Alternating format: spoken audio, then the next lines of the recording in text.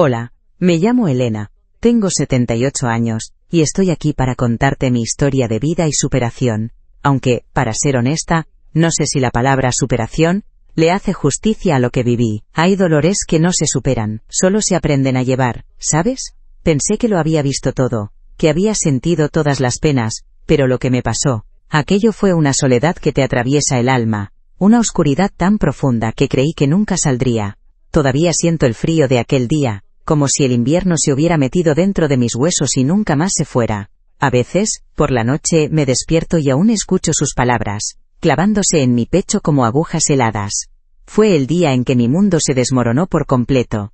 Recuerdo cada detalle de aquella tarde. La cocina olía a café recién hecho y a las galletas de canela que horneaba siempre para él. El sol de la tarde se colaba por la ventana, tiñendo de un naranja cálido los azulejos viejos que tanto me gustaban. Él estaba sentado frente a mí, con las manos sobre la mesa de madera pulida, jugueteando con una cuchara de plata, sin mirarme a los ojos. «Mamá», dijo, y su voz sonó extraña, más dura de lo habitual, casi metálica.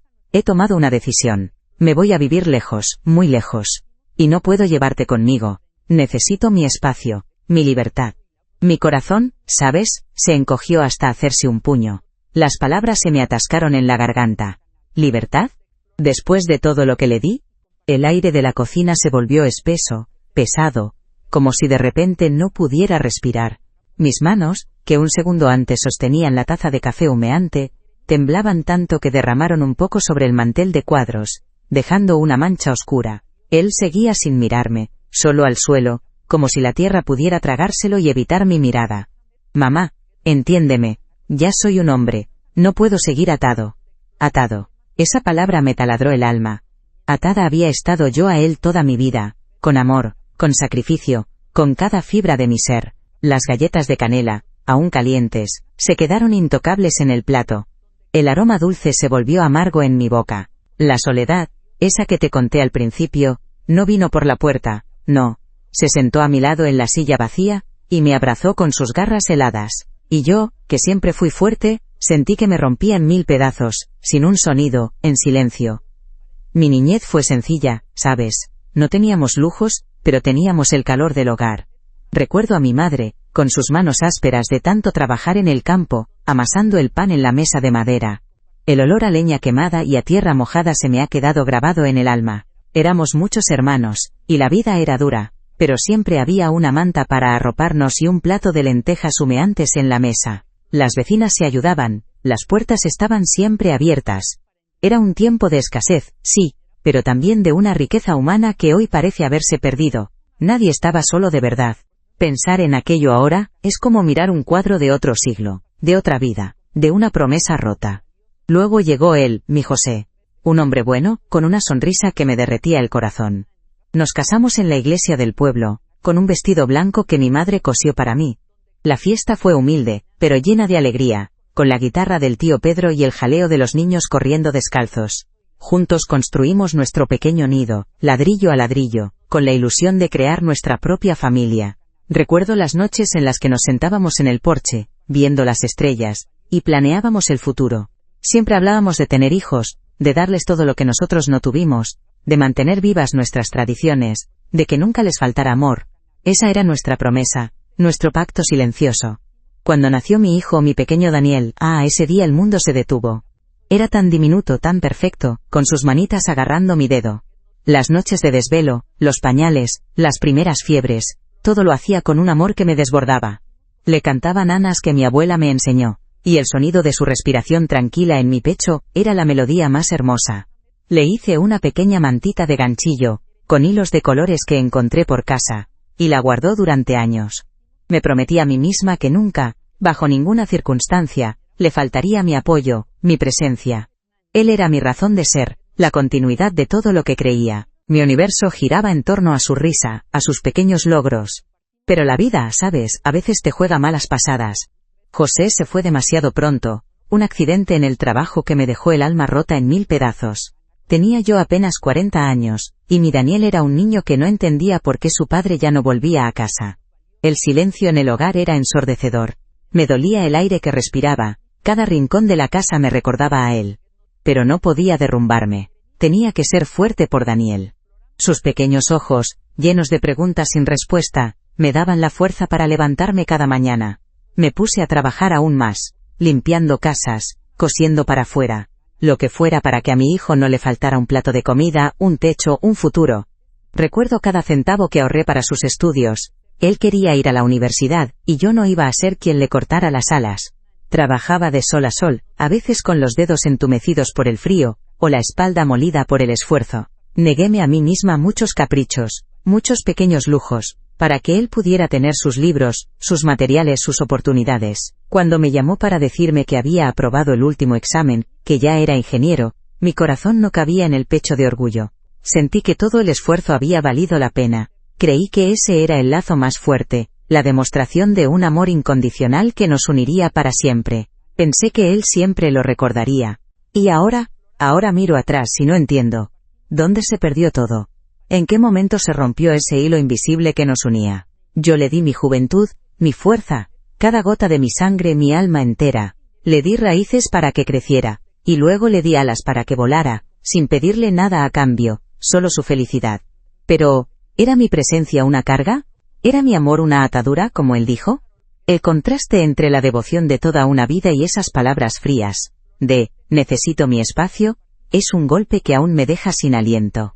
Me siento como un árbol viejo, con las raíces desenterradas, expuestas al viento helado, sin comprender por qué mi propia rama me ha cortado. Y así, mi corazón se fue encogiendo un poco más cada día. Después de aquella conversación, Daniel se fue. No hubo despedida, no hubo abrazo. Solo un, me voy mamá, dicho con prisa, mientras cerraba la puerta. Al principio, pensé que llamaría, que me escribiría una carta, que me contaría cómo le iba, dónde estaba. Cada vez que sonaba el teléfono, me apresuraba a cogerlo, con esa ilusión tonta que tienen las madres, ¿sabes? Pero nunca era él. Siempre una vecina, una amiga, el de la luz. El silencio de la casa se hizo más profundo, más pesado, y el eco de sus pasos al marcharse aún resuena en mis oídos, frío y distante. Me sentía como si una parte de mí se hubiera ido con él, dejándome hueca. Recuerdo, con una punzada en el pecho, el día de mi cumpleaños, el primero sin José. Y ahora, sin Daniel. Había preparado su plato favorito, un guiso de cordero que le encantaba desde niño, y una tarta de manzana, su postre predilecto.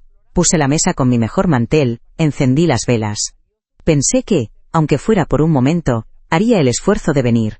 Pasaron las horas. El sol se puso, el guiso se enfrió, las velas se consumieron, la casa, que antes rebosaba de risas y el aroma de la comida, ahora era un mausoleo de silencio. Las lágrimas, que había retenido durante tanto tiempo, cayeron sin control sobre la tarta intacta, mezclándose con el dulce de la manzana, convirtiéndolo en amargura pura. Un día, me armé, con acento agudo de valor y le llamé. Su voz al otro lado de la línea sonó lejana, casi desconocida. Le pregunté si vendría por Navidad, si podía al menos pasar un día, y él, con un tono que nunca le había escuchado, un tono que me heló la sangre, me dijo: mamá, no insistas. Estoy muy ocupado. Necesito mi espacio. Ya te lo dije. No me hagas sentir culpable, por favor. ¿Culpable yo, que le di todo? Colgué el teléfono temblándole las manos, sintiendo que no solo me había abandonado físicamente, sino que ahora me castigaba por sentir.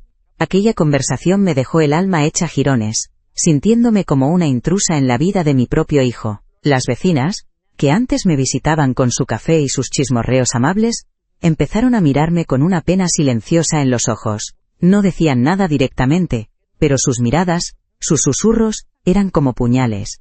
Pobrecita Elena, tan sola ahora que su hijo se fue. Yo intentaba fingir que todo estaba bien, que Daniel estaba trabajando mucho, que pronto vendría. Pero ¿a quién engañaba? La vergüenza me quemaba el rostro. Sentía que había fracasado, que mi sacrificio de vida no había servido de nada, que era una carga. La gente no entendía, y yo no podía explicar el dolor de ser abandonada por la propia sangre, por aquel a quien lo habías dado todo.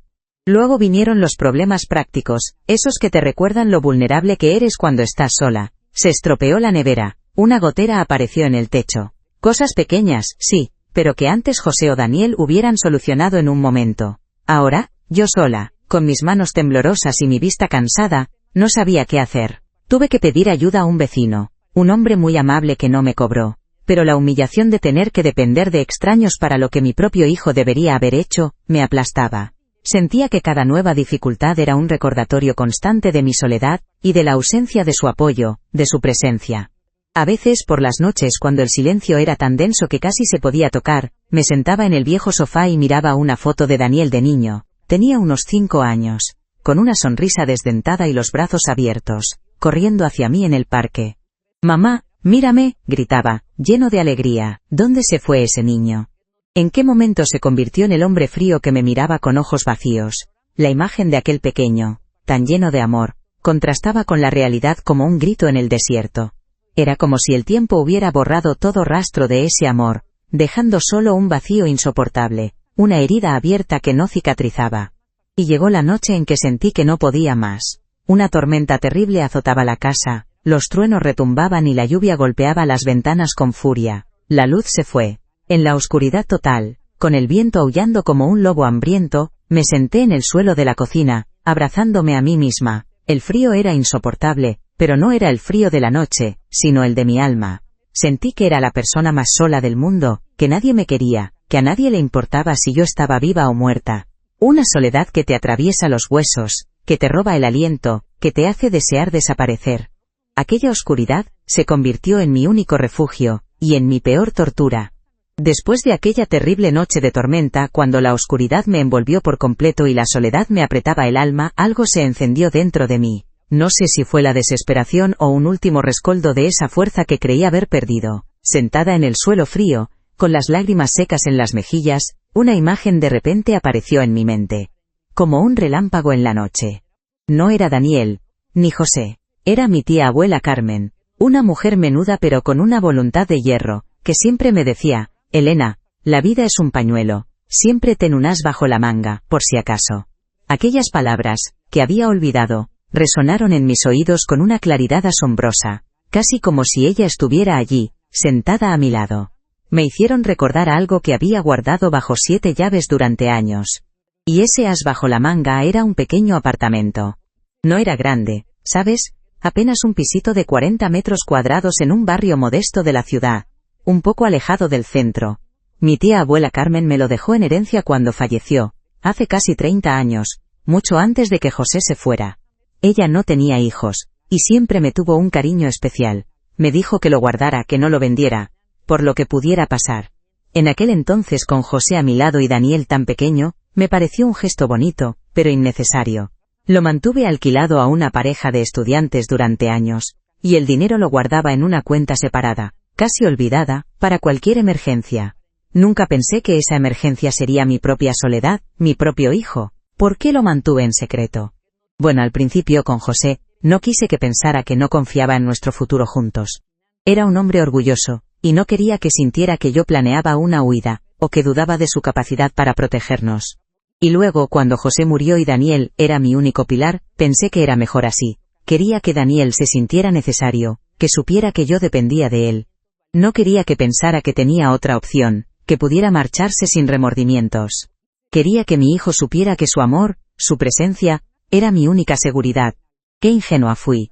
Creí que así, al no tener nada más, él siempre estaría cerca. Ese pequeño apartamento, que durante años fue solo un papel en un cajón, de repente se convirtió en algo más que ladrillos y cemento. Era mi dignidad. Era la prueba de que, incluso cuando todos me daban por vencida, cuando mi propio hijo me veía como una carga, yo había sido capaz de tejer mi propia red de seguridad. Nadie, ni Daniel, ni las vecinas con sus miradas de lástima, sabían que yo tenía un pequeño rincón en el mundo que era solo mío. Un lugar donde nadie podía decirme que me ataba, que estorbaba. Aquello no era solo un techo, era mi independencia, mi voz silenciosa que les decía que Elena, la abuela abandonada, no estaba tan indefensa como creían. La luz volvió a mis ojos esa noche. No era una luz cegadora, sino un pequeño farolillo que me indicaba un camino. Sentí una fuerza que creí perdida, una chispa que me decía que podía levantarme. Este apartamento, esta pequeña reserva, no era solo para sobrevivir, era para vivir de nuevo, era para demostrarme a mí misma que no había fallado, que mi vida tenía valor más allá de ser la madre de Daniel, o la viuda de José. Era mi oportunidad de empezar de cero, de redescubrir quién era Elena, sin depender de nadie, construyendo mi propio refugio, no solo físico sino también emocional. Era mi secreto, mi pequeña victoria. Y así, con el corazón en un puño pero una nueva determinación, tomé la decisión más importante de mi vida. No podía seguir viviendo en esa casa, llena de ecos de risas pasadas y el dolor punzante de la ausencia de Daniel. Era una tumba para mi espíritu, un museo de lo que fui. El pequeño apartamento de la tía Carmen S.as bajo la manga, se convirtió en mi faro, mi promesa silenciosa. Empecé a empacar, despacio, con cuidado. Cada objeto, cada foto, era un recuerdo que sopesaba, que me llevaba, que dejaba atrás. No era solo mudar muebles, era mudar mi vida, mi alma. Dejar la casa donde crié a mi hijo, donde viví con José, era arrancar un trozo de mí, pero también era sembrar una nueva semilla de futuro para mí misma. Era mi acto de justicia silenciosa, mi declaración de independencia.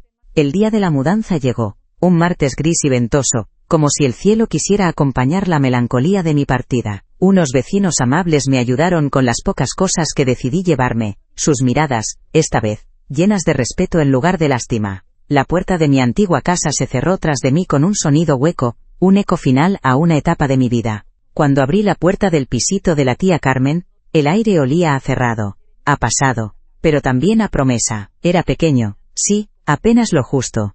Pero la luz que entraba por la ventana, aunque tenue, era solo mía. No había ecos de reproches, ni espacios vacíos que gritaran su ausencia, solo el silencio de una nueva oportunidad. Sentí un nudo en la garganta, una mezcla extraña de tristeza y una paz que hacía años no conocía. Una paz que no dependía de nadie más que de mí.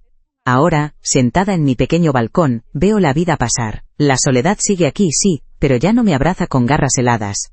Ahora es una compañera silenciosa que me permite escucharme a mí misma. Aprendí que la verdadera fortaleza no es no caerse, sino levantarse después de cada golpe, y que a veces, el acto más valiente es el de cuidarse a una misma.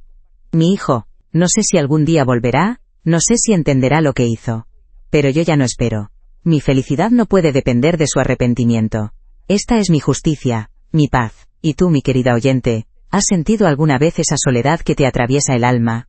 ¿Cómo encontraste tu propio rayo de esperanza? Si esta historia tocó tu corazón, compártela y suscríbete para más.